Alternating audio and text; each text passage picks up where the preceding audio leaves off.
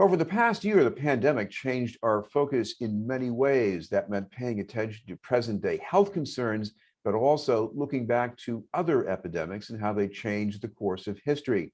That's the backdrop for a film project put together by storytellers of different generations and cultures, produced by last year's artist in residence at the Eliot School of Fine and Applied Arts in Jamaica Plain. Titled InterGeneration, the film will be shown September 11th at the Mass Audubon Nature Center in Mattapan. To tell us about it are the work's producer, artist, animator, and filmmaker, Carolyn Shadid Lewis, and one of the elders, Carolyn Ingles. I'd like to thank you both very much for being with us. Thank you for having me. Thank you. Thank you. Oh, I want to start with Carolyn Shadid Lewis. When you signed on to be artist in residence, I guess before 2020, did you imagine you would be doing a project like this?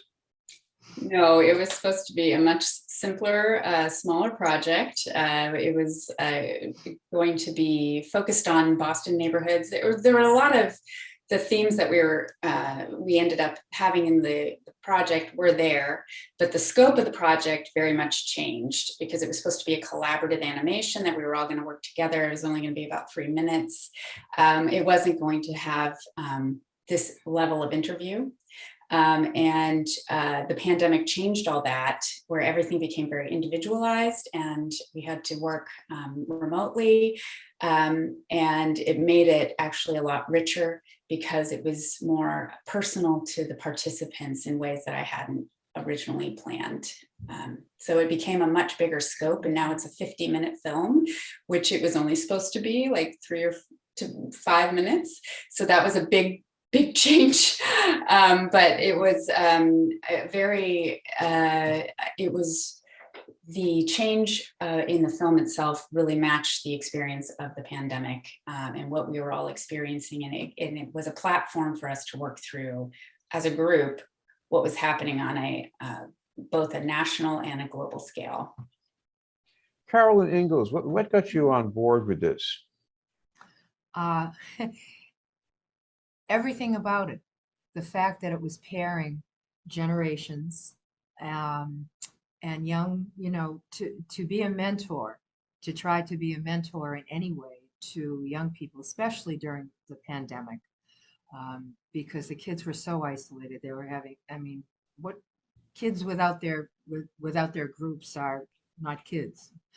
And being able to share experiences, the commonality that we had despite the huge age gap that was there, and share the experiences of the pandemic and immigration and starting a new life in another country with their families, expressing themselves through art. I could talk for 2 hours about how many wonderful things there were to communicate with the kids. Well, when you think of things in common, you can talk to what those young people were going through in this movement. Maybe they're immigrant families, they know about dislocation, they know about trauma, especially because of the pandemic. So where did you meet them along those lines? I just told them a story of how my grandparents came from the Azores to Boston in 1918. The 2 children, my mother and my uncle, had been ill. They did survive, but they wanted to come to the United States, and they came in the middle of still in the middle of the pandemic in the U.S., but with better circumstances.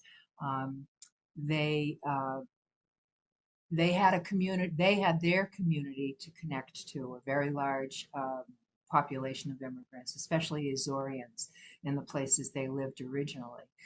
But they were having to navigate their way through new languages and customs, and I'm sure healthcare or lack of it, who knows? There's no one in my family now to tell me about that. But they made it.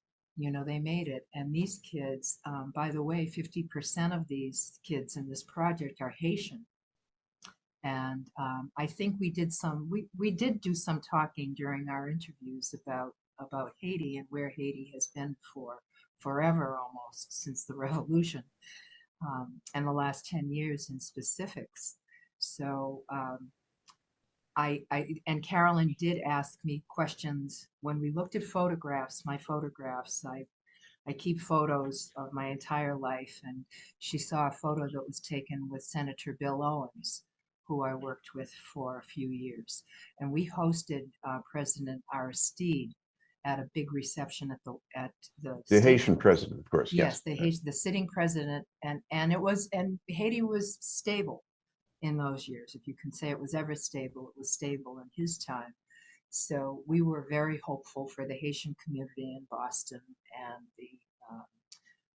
and the island So there were so many intersections of history that came out of our interview and our shared experiences that there was no lack of conversation to jump off of for the kids to express themselves. I guess that's what I'm saying. I'm going to ask you, Carolyn Shadid Lewis, because in addition to your creative toolbox, you have this personal experience. You did a lot of your time growing up on military bases in the Middle East, certain amounts of trauma going on, I imagine. Did that enter into this in some way?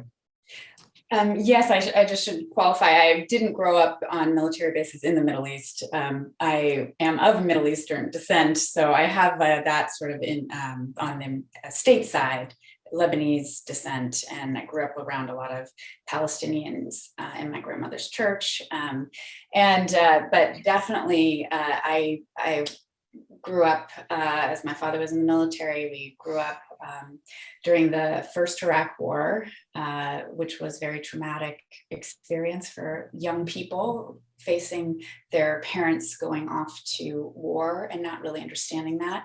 And then also as a young adult, I worked for the military during the second Iraq War. So it was two time frames of this particular conflict that had spanned decades, and seeing a different perspective of not necessarily the child's perspective, but sort of seeing your peers coming back or having to go and face what that was, that trauma.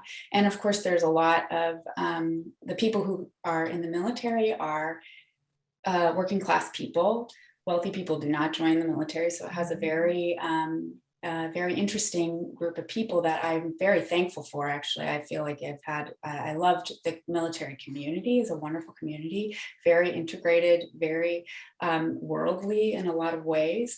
And of course, though, it is based off of a very, dealing with the world's problems that are very traumatic and very violent and leave scars. And so that is definitely something I witnessed and experienced personally as a child, or as on the periphery of these experiences. And that was also combined with my Middle Eastern ancestry and the traumas and the conflicts that were happening in those places that I didn't directly experience, but through osmosis of other people in my community, sort of have an understanding of to some degree.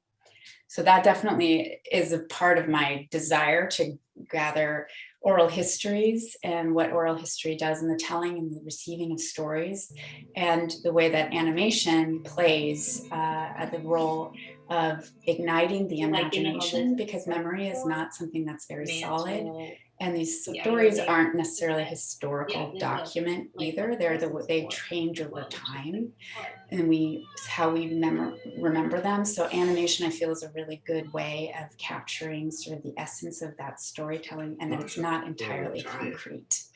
So that's my process.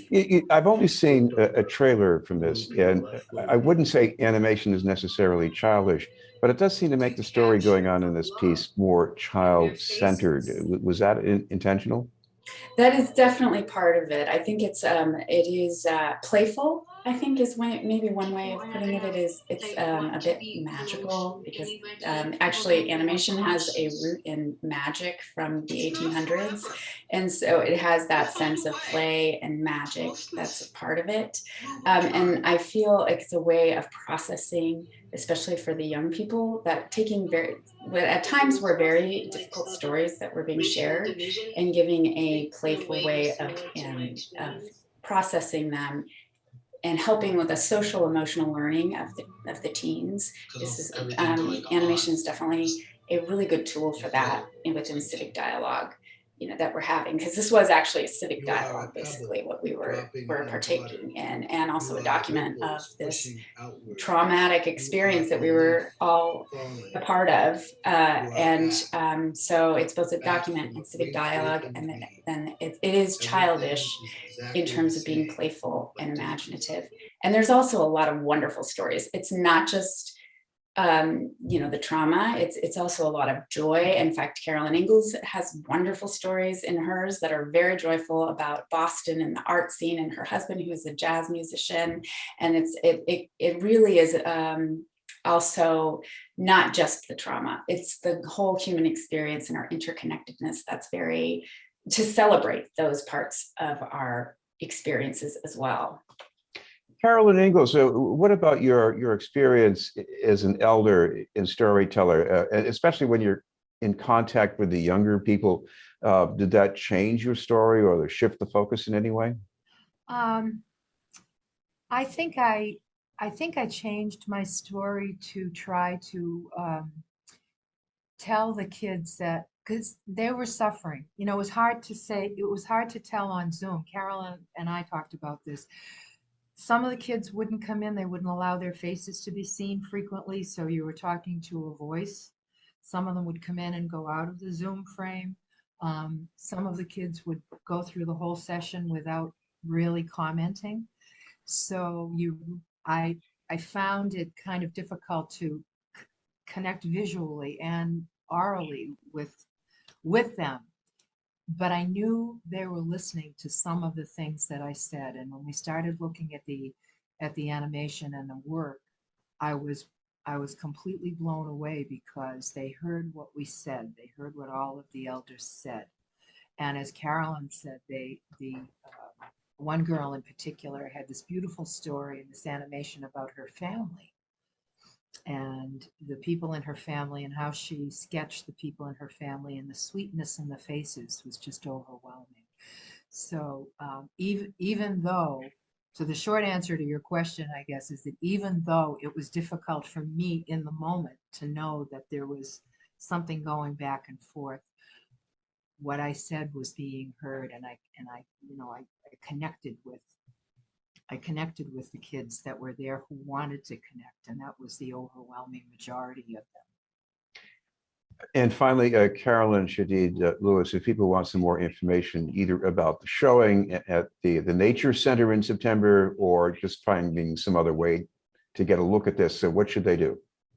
Well, you can go to my website. There's many places you can go. You can go to the Boston Nature Center's news page. You can also go to my website, which is shadidlewis.com, and then InterGeneration. It's the page there. I'll have posted, you can register for tickets. It's free. We're just asking people to register, just so we know how many people are coming.